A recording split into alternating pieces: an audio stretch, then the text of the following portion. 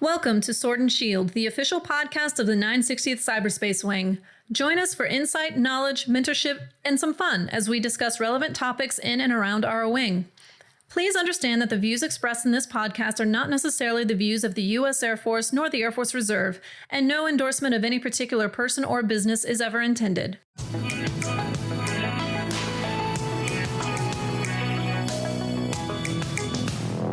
Welcome to another episode of Sword and Shield. This is Chief Master Sergeant Howard, Superintendent of 960th COG, and today with me, Colonel Rick Erredge. I guess this is Wing Commander guy now. Yes, sir. Congratulations on the selection to be our Wing Commander. You know, it's exciting. And actually, that leads us into the subject of today's podcast. We want to welcome you aboard officially as the Wing Commander. So congrats and welcome aboard, sir. The question that's out there is, how did you get here, right? So I was wondering if you could kind of give us an idea of, a little bit about your career and what brought you to the 960th. Sure. Well, that's a little bit of a loaded question, I think, because I'm not sure I know exactly how I got here, and I don't know if I could replicate that path. What I do know is that a lot of people took care of me along the way, and I learned early on to put my nose down to the grindstone, work hard, and then I was told people to take care of me. And that was kind of maybe the old school method. I didn't really ask for a lot of help. I was told what I needed to do and what jobs to pursue and kind of what I need to get after my life. And I took that advice and try to make those decisions and try to have some personal goals and seeing how those kind of fit together and just kind of follow the path where it took me. And, I didn't necessarily set out being a second lieutenant saying I want to be a wing commander. Okay, yeah, I was going to ask you, was this one of your goals that you had early on in your career, or was it just one of those moments that the opportunity arose and good vectoring led you to the doorstep of that decision? So I've shared some of this with some folks here and there, but when I was a captain, probably had captain on 2 years. I was on RegAF. I was at Charleston Air Force Base, and I was starting to feel good about my abilities. 6-7 years in, I kind of feel like I was figuring stuff out. And then I saw for us in support field at the time, Mission Support Group Commander was kind of the pinnacle. Yeah. And I was like, hey, I want to be a Mission Support Group Commander at some point. And then I saw the MSG at the wing be replaced by a flight suit wearing person. And that was medically, couldn't fly anymore. And I thought, what are my real opportunities here? Are we always going to have a non-support person in the mission support group? So I started kind of thinking about that. And then when I had the chance to transition to the reserve several years later, I found it was different in the reserve that almost every mission support group commander I saw was somebody that grew up in that community, or at least had crossed over and had some technical background in one of the competencies inside the mission support group.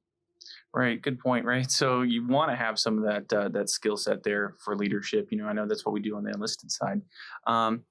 So you talk about how you saw RegAF, right, and how some of those changes, and you've been in comm for a number of years now.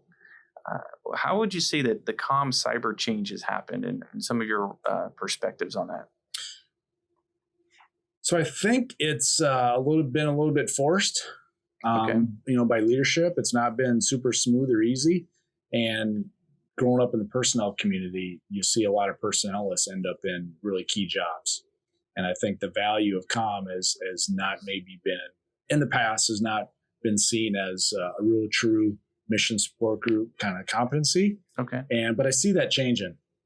As we've moved and started using the word cyber and doing a better job in our community of talking about what we're bringing to the fight every day, I've seen that elevated. And I think seeing the evolution of the 960th from an idea back in 2012, 13 to move into a detachment, to a group, and now to a wing, obviously has risen to the point where people understand the value that we bring.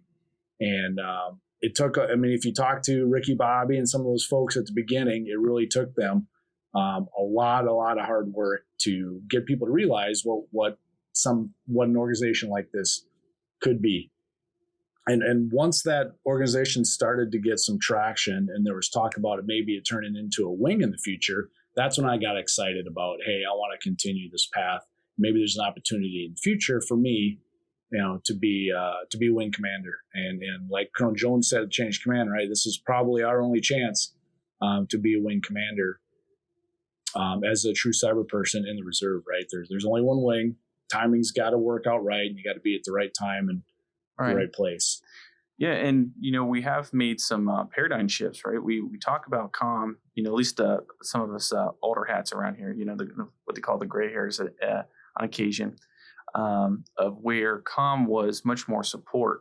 But as we look at our groups now, they say operations. So we've made a huge shift from being a support entity to an operations entity. What's your view on that, sir?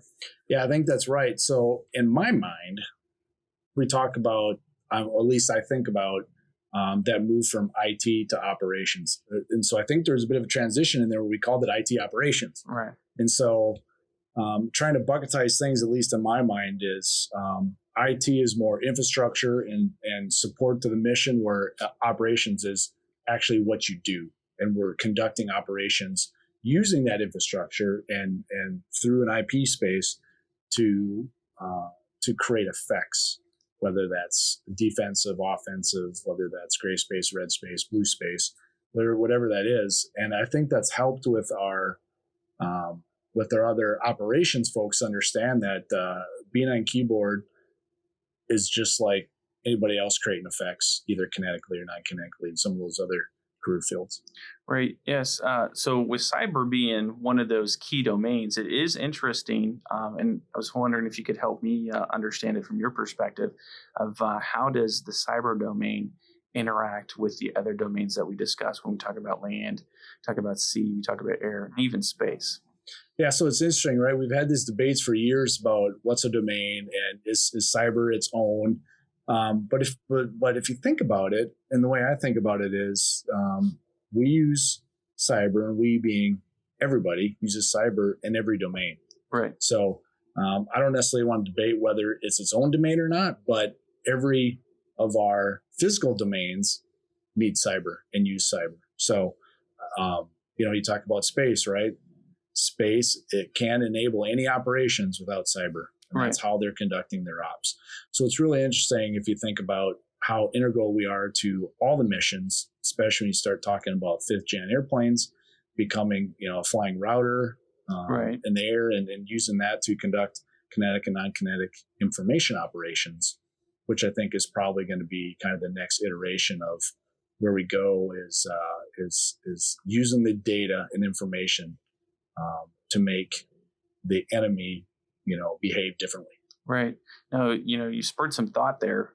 It almost seems like cyber is almost the nervous system of all of our domains, right? It's that key piece that makes each piece work, or helps enable that muscle or that muscle movement through that cyber domain. So. Yeah, I think that's a good analogy. So you think about maybe like the heart's pumping bloods through your veins throughout your whole body. Right.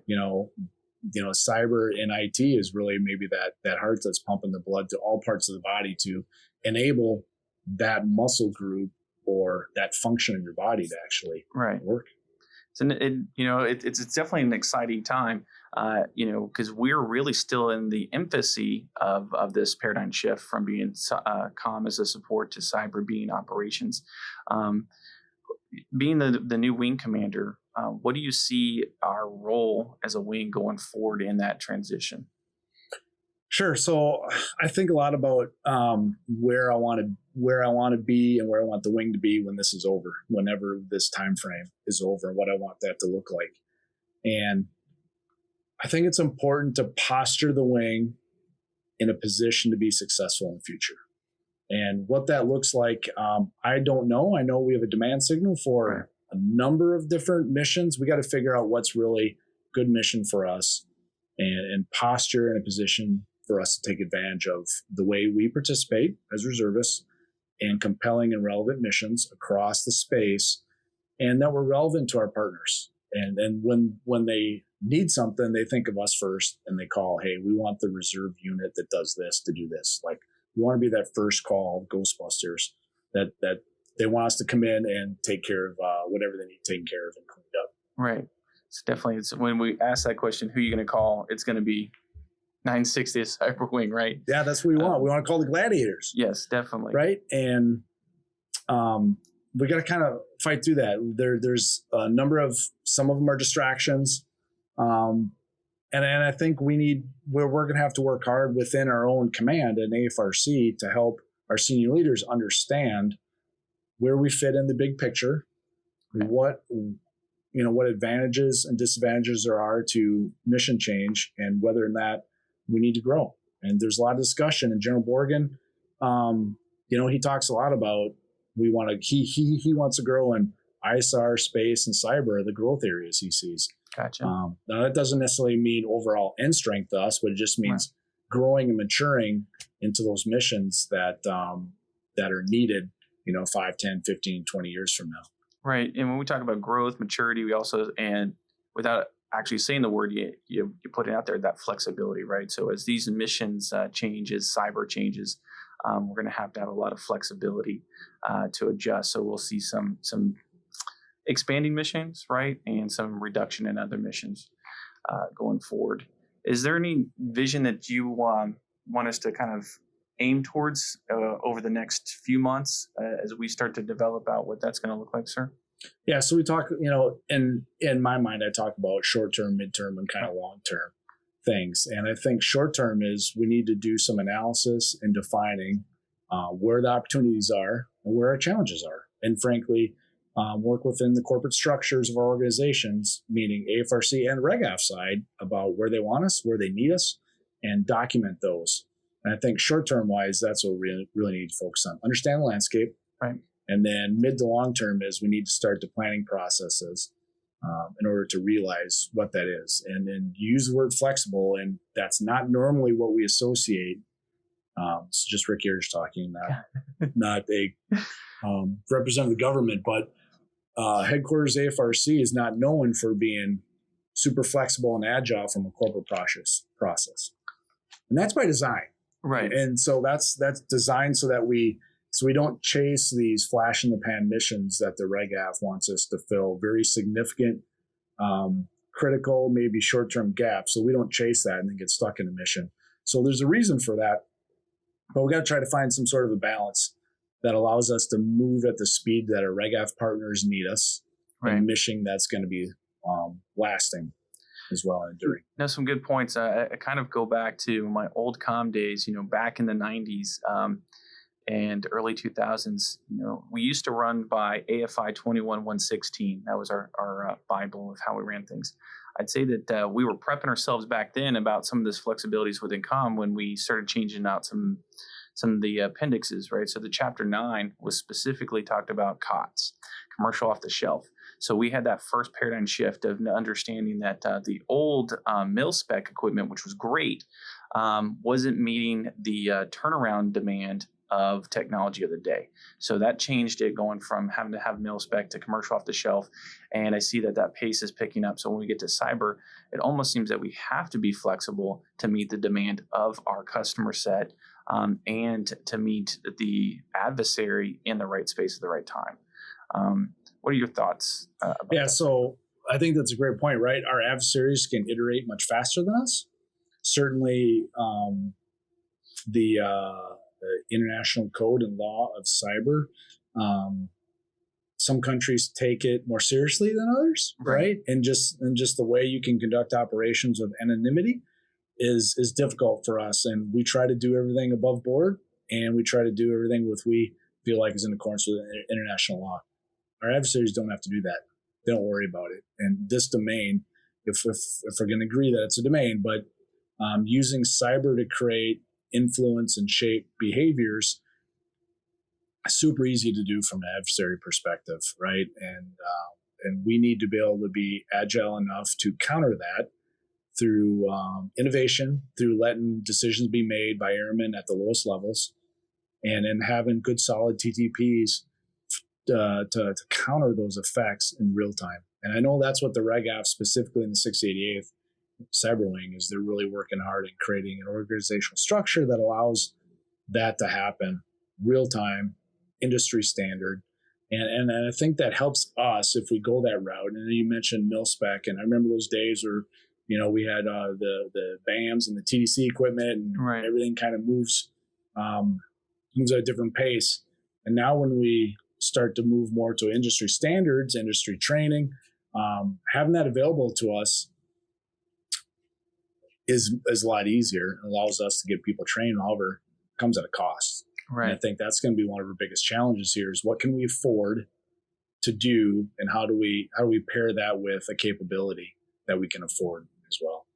No, and I think that puts a good challenge to the airmen within the 960th Cyber Wing, or any airman that's within the cyber mission set, right?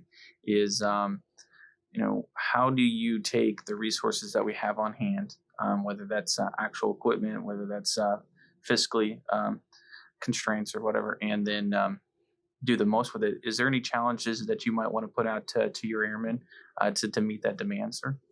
Yeah, so I know we use the word innovate all the time, and I think you can innovate in the way we think, right? Innovation always doesn't have to be a widget or a gadget that we want to do. It's maybe the way we think and the way we participate. And so we've seen some of that already. I know some of the folks at JFHQ Cyber are doing some really great things from an innovation space, that they're just allowed to think differently about a problem. And 16th Air Force is trying to change this mentality of that they want to solve problems and create outcomes from those problems. Right. So if we think about it from that aspect, what problems are you facing? We need to give them opportunities to solve those problems in a way where if it drives a resource bill, that there's an easy way for them to bring that to a leadership decision point, and then we make a resource decision based on that COA. But just the way we think, we got to do a better job of giving our airmen opportunity to think differently about problems. No, good point, sir. So I was wanting to take a couple of the pieces that you've already put out there, where we were talking about some of the flexibility for thought, right? The agile changes that we're going to need in cyber, and I think that you've helped prep some of that as the Vice Wing Commander with our priorities and our priority champions. Was that the intent there with the priorities? Yes, for sure. So I wanted that to be organic, and I wanted the airmen to really figure out what's important to them, and then try to shape that into something that is applicable across the wing. And I think given responsibility to people as objective owners and goal owners is really an opportunity for them to help solve those problems much differently than what you and I could sit up here. Certainly you and I could sit up here and we could solve every problem that we think would be the right way to do it. Right. But that tactical piece we may be missing, right? So if one of our objective owners, goal owners, or even a priority champion out there was looking for some advice to how to be successful, do you have any advice on how they could tackle these problems and then be successful? Sure. Yeah. I think there's a number of things that you can do. And so some of the things that I think about quite often are attitude and effort. I really think those are probably almost the only two things you can really truly control as a human being. Control how you approach a problem and what kind of effort you put behind it.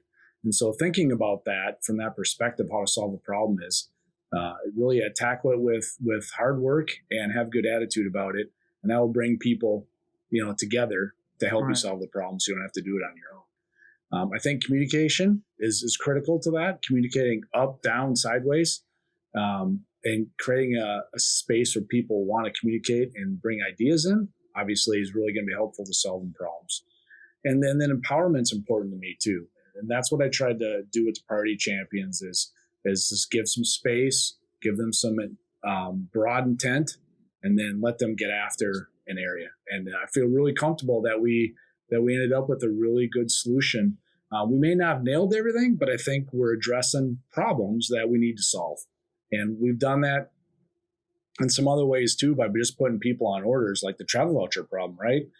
We tried to be a little bit deliberate for that at first and create the cyber lock and try to force people into it. It wasn't organic enough. It didn't really help. And then we put Sergeant Vielman on orders, and we kind of backed off and said, here's the problem statement, go solve it. She was able to figure out a way to get it done. And she had a great attitude about it.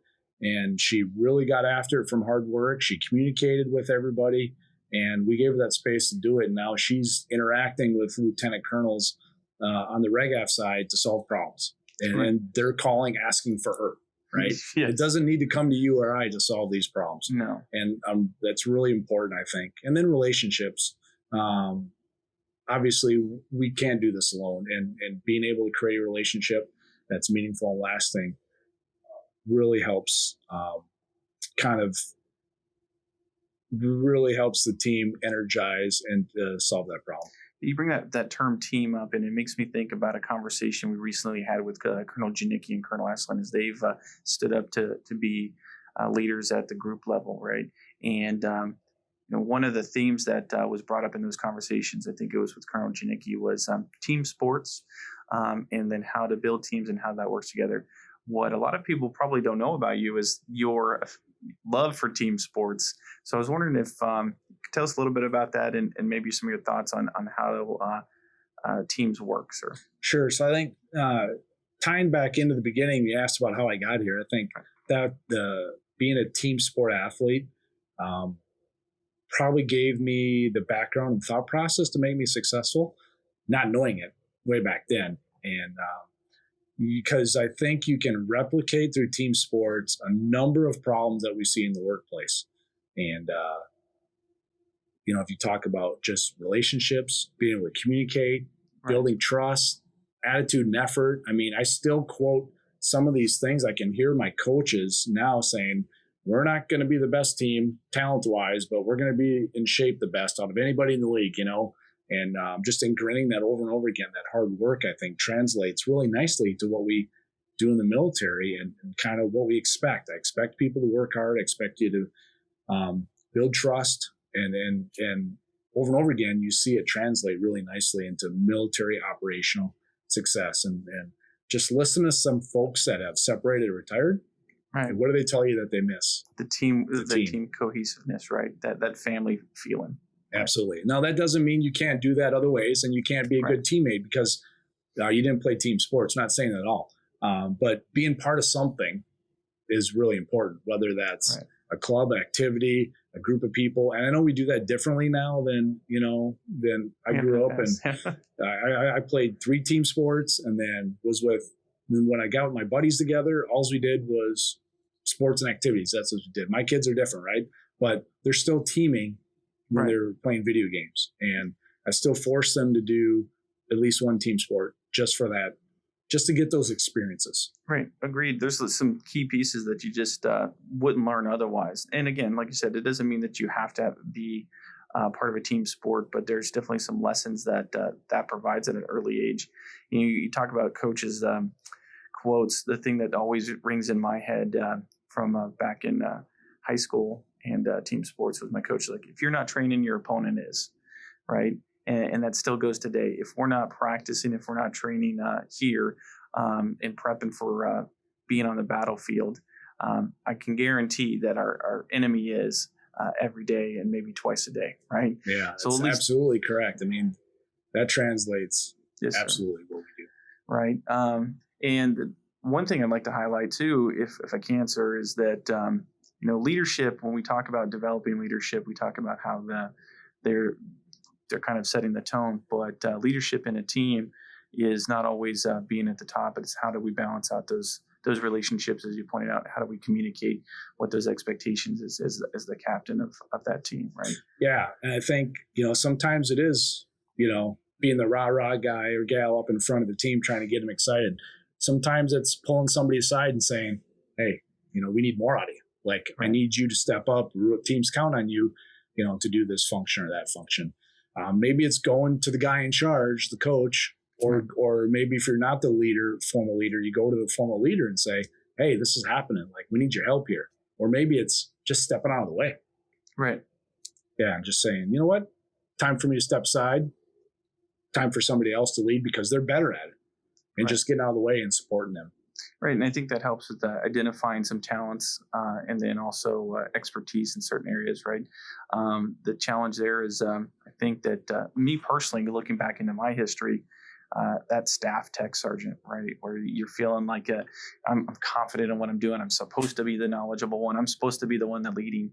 And then learning that lesson of leadership is not necessarily by dragging everybody with you or getting your way. It's about identifying that airman so-and-so and sergeant so-and-so might have a little bit more expertise here. How about I just let them take the reins and then facilitate some of the other barriers? Yeah, I tell this story about when I was the comm squadron commander in Minneapolis, and we went to Global Medic. Fort McCoy, took the team down there, TDC equipment, doing some RF shots, multiple Army units, Army 06 is running all over, guard units in. It's just kind of chaos. And I went down there the first couple of days with the team, got oriented, make sure they had what they needed. I went to the Army 06 in charge. I said, hey, sir, I'm out. I was a major at the time. I said, heading back. My team's got it. Whatever you need, they're right here. I introduced them to Eric, and Eric was a senior airman. Okay. And I said, Colonel, Eric's going to be in charge. He's senior airman. He looked, he said, how many stripes is that? And I said, well, sir, that's an E4. He's got it. He's our team lead. And standing next to him was a tech sergeant and a staff sergeant. And he said, you're major and you're not going to be here in charge. And I said, nope. Said, he's got it. Trust me. But here's my phone number. Here's my email. Here's how to get a hold of me. Just trust me. They got it. Right. And then at the end, I drove back for the outbrief, and he was like, man, we want Eric back. Like, we want Eric back next year, Yeah. to run it. And that just said, I mean, for him as a Reg F Army dude, he didn't get it. He thought leaders had to wear rank.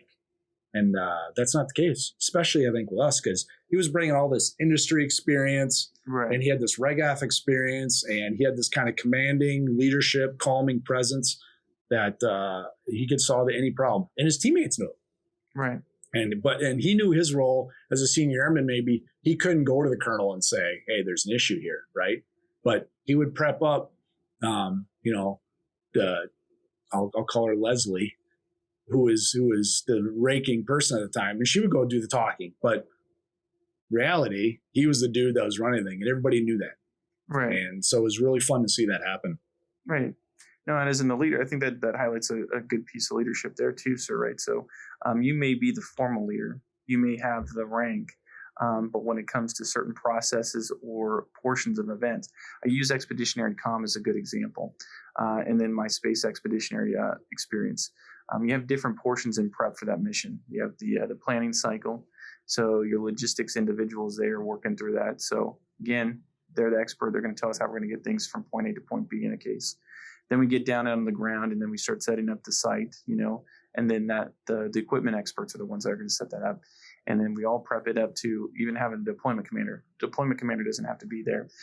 The ranking NCO isn't the one that's telling you, I need things from point A to point B, and this is how you're going to do it necessarily, right? They're hitting that expertise across that whole team to then come to the point where now we're fully operational. They're handing over that site to the deployment commander and saying, here you go, sir, ma'am. This is your site, and here we go. And it took all of those small pockets of leadership and development to get us from all our gear in a warehouse somewhere to out in the field, fully set up and ready to execute that mission. Yeah, I think it's probably not always been like that, but I think in space and cyber and maybe some other career fields too, that it really can happen where the person that is the expert is the leader, right. and they're the one doing it the right way, right? Not being oftentimes I talk to civilian people and they're like, well, you just give orders all the time. I'm like, well, that's not what leadership is about, right? It's about putting people in the right places to be successful. And that's really what I want to focus on is try to be that screen, that front door, and get rid of the chaff and create clear paths for people to be successful. And organization to be successful overall, we need everybody to be in the right spot on the bus. The bus is going the same direction, so we're all in the same bus. We're all in the seats, and sometimes I'll be driving the bus. Sometimes I'll be sitting in the back with my feet up, throwing spitballs at people, and sometimes I'll be in the middle. Sometimes I won't be on the bus.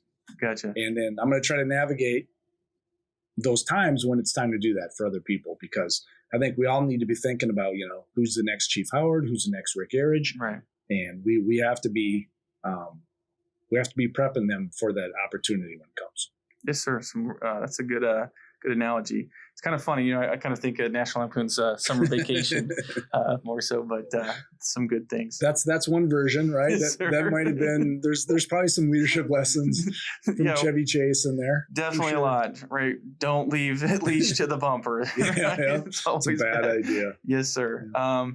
But I don't want to take up all your day, sir. As we get through this, there's a lot of things that still needs to be done every day. But is there anything you might want to leave your airmen with this particular podcast? Well, I think we need diversity of thought, and I think with diversity of thought, there's a lot of ways to get after that. We're going to try to figure out how to do that, but I'm really going to try to work hard to provide the resources you need, the leadership that we need, and the engagement above wing level to make sure that, again, we're going to stay relevant, whatever our missions are, and that we find the right spaces to grow and continued maturity. I mean, you think about it, we're still less than 2 years as a wing. Right. And we got a lot of gaps and seams that we need to try to fix. And we're going to try to just be very deliberate in how we do those and methodical. And we're going to try not to run, but I have this overall sense that, I want the wing to run now from the crawl, walk, run phase. And I feel like we're really close. We got a lot of good leaders in place. We got to continue to grow people and clear the path for the airmen to do the job and get after it. No, I get the same sense, right? That we're on the precipice of running. I can kind of feel it, like you're on the starting line and ready to go. That's awesome, sir. I know that I just would like to take the opportunity to thank all our airmen for their dedication to the mission and dedication to their country. And I hope that everything's going well for them during this time with COVID and everything. Yeah, sure. And I understand, life's hard. And there's a lot of, I talk about this a lot, but there's a lot of other things people could do. America's a great place. And you don't have to come in on Saturday and Sunday in order to have a great life. But, right. But our airmen are doing that. And so we want to thank them and thank their families and make sure that, they know we got their back and we're after it. And we know we're not perfect. We know we got a lot of things we need to fix, but it's just not going to be Rick Erredge and Chris Howard fixing them. Right. And so we need everybody to take ownership of the problems and create those outcomes that impact everybody in the league. And people step up and take advantage of opportunities, solve problems.